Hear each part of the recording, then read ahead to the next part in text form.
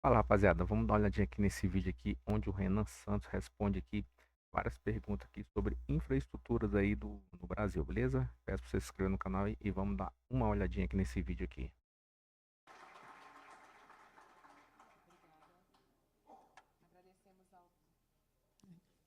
Agradecemos ao candidato Renan Santos. E agora teremos a oportunidade de ouvir 3 perguntas para o candidato de representantes dos diversos setores do setor transporte brasileiro. O sistema transporte reúne diferentes modais e atividades essenciais para o desenvolvimento econômico e social do país, aqui representados por empresários, executivos e lideranças de entidades nacionais comprometidas com o fortalecimento da logística, da mobilidade e da infraestrutura brasileira. Bem, Cada participante terá a oportunidade de fazer uma pergunta e o candidato terá 3 minutos para responder a cada uma delas. Convidamos para a primeira pergunta a representante do transporte rodoviário de cargas, a senhora Daniele Capobianco, presidente da FENAVAL, Federação Nacional das Empresas de Transporte de Valores. Boa tarde a todos. Boa tarde, candidato Renan. O transporte rodoviário, ele responde por uma parcela fundamental da movimentação de cargas e de riquezas no Brasil. E ele enfrenta importantes e significativas questões relacionadas à segurança nas estradas, à qualidade da infraestrutura, custos operacionais e escassez de mão de obra, como vimos aqui no estudo apresentado. Quais seriam as medidas que o senhor pretende adotar para poder enfrentar essa problemática tão importante para o setor? Obrigada. Acho que, em termos amplos, eu abordei isso na abertura que eu fiz, especialmente no aumento da capacidade de investimento, atrelado a regiões brasileiras que têm uma demanda represada. Então, onde tem muita necessidade de aumento da malha rodoviária, por exemplo, você tem regiões no sul, mas se eu for falar a conexão entre São Paulo e Rio de Janeiro, ela é horrorosa. Eu estou falando dos dois estados talvez mais importantes do Brasil hoje. Então, é natural fazer esse trabalho. E aí eu vou aproveitar, então, para falar de um tema que eu não abordei na abertura, que envolve segurança na área rodoviária. Porque boa parte do roubo de carga do Brasil, ele é vinculado às facções criminosas e é uma das atividades mais lucrativas das facções criminosas. Mas facções criminosas também usam questões logísticas, por exemplo, colocar cocaína dentro de cargas como café, para poder escoar essa carga no Porto de Santos e mandar para a Europa. Porque a cocaína e o café têm uma densidade mais ou menos similar. Isso acontece em cidades, por exemplo, do interior de São Paulo, na Rota Caipira. Então, aí eles precisam de controle logístico e operacional nas estradas em certas cidades para poder fazer as operações deles. Então, isso acontece e acontece muito. A destruição do crime organizado representa, em última instância, a destruição de uma dessas operações, que eu volto a colocar, é uma das operações mais lucrativas que eles têm. Certos estados, como o Rio de Janeiro, padecem demais com esse problema. Todo mundo sabe que entregar a carga no Rio de Janeiro é um Deus nos acuda.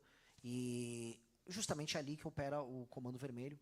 O Comando Vermelho tem nessa aí, acho que a segunda ou terceira atividade principal de negócios deles, que é o roubo de carga, e que precisa acabar. É uma coisa que eu não tenho nada a dizer além de isso estará conectado ao nosso trabalho de destruição da operação do crime organizado. E que nem é o trabalho que eu comento muito, que é o trabalho que nós vamos fazer de reocupação territorial. Né? Você tem territórios inteiros ocupados pelo crime.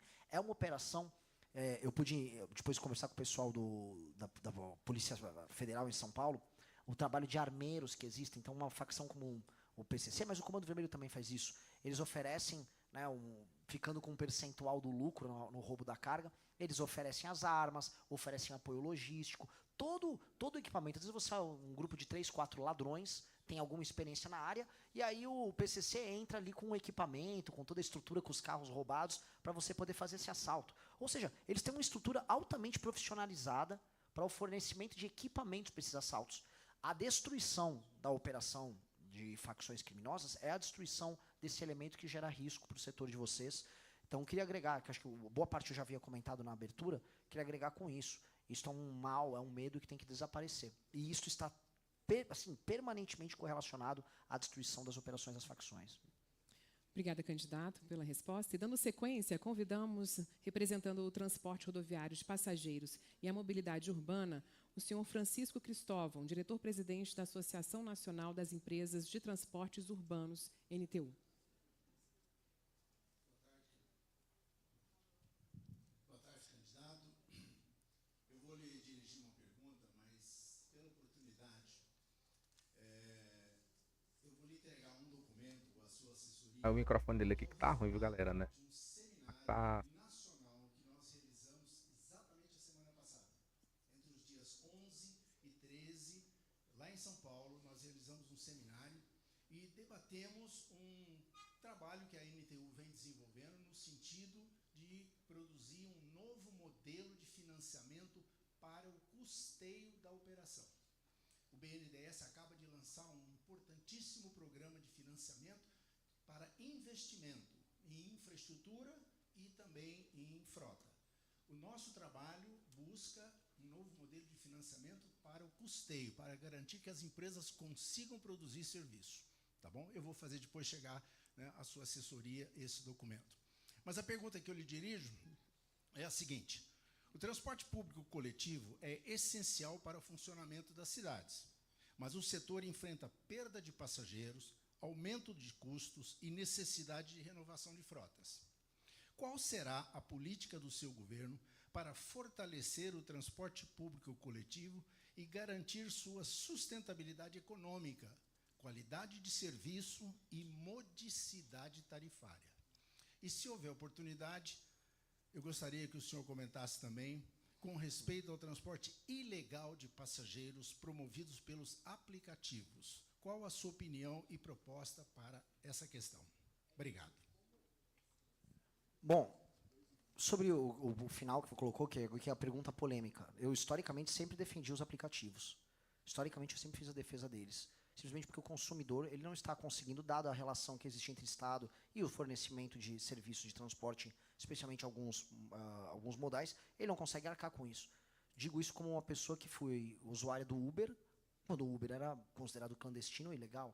Os preços praticados pela Uber, como um cidadão quebrado, que eu era, um jovem brasileiro que não tinha como, né, pagar por um táxi o tempo todo, eu sofri com isso. E acho que a gente tem que entender que o consumidor ele não pode ser penalizado pelos erros que o Estado comete na relação que ele tem com as empresas, com o setor, ao fazer as regulamentações. E eu não serei inimigo da inovação.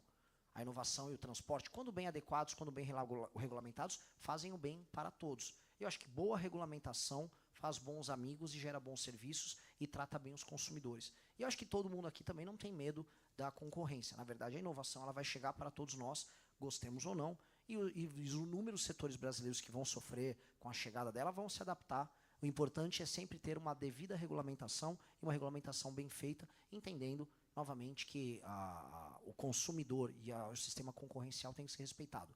Ponto. Esse é o primeiro passo. Então, eu não trabalharei de modo a classificar inovação como clandestino. Eu vou entender que existe uma inovação, e a inovação tem que ser adequada a um regime que tem que ser amiga do consumidor acima de tudo. Sobre as empresas de transporte, especialmente as municipais, a gente pode comentar aí, tem dois elementos que a gente tem que enfrentar. Primeiro, um elemento que existe, que é a infiltração de crime organizado, tem um pouco a ver com a pergunta anterior, e a gente não pode permitir que crime organizado e grupos políticos locais façam uma infiltração que tem, ali sim, um incentivo perverso à manutenção de determinadas rotas, simplesmente para manter contratos baseados em quilometragem, que eu acho que não são bons, que às vezes você tem o ônibus que fica rodando vazio, batendo lata, e aí aquilo gera basicamente um custo que é redistribuído na tarifa para as outras pessoas.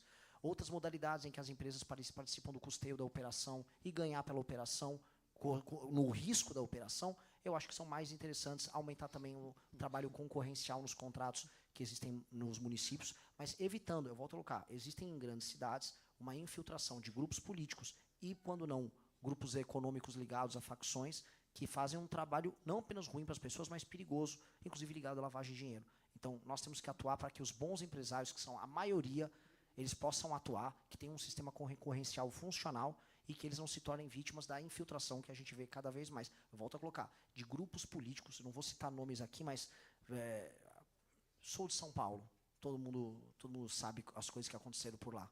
E grupos criminosos que a eles beneficia a inexistência de concorrência, a existência de rotas, por vezes irracionais, e modelos contratuais que não são baseados no transporte de pessoas, no volume de transporte de pessoas, mas sim, às vezes, quilômetro corrido, como acontece em muitos lugares. Eu acho que isso acaba tendo impacto nas tarifas, mas eu estou muito curioso para o documento que você está mandando. Quero ver o documento, porque eu não gostaria, não seria legal, da minha parte, eu querer interferir em tudo que há nos municípios, e na capacidade dos municípios de fazer o provimento dos transportes ou de certos serviços. Mas muitas vezes, diante de infiltração ou política, ou infelizmente de facções, será necessário algum tipo de regulamentação top-down. Então eu estou muito curioso para ver e vai ser um prazer ler. Obrigada, candidato.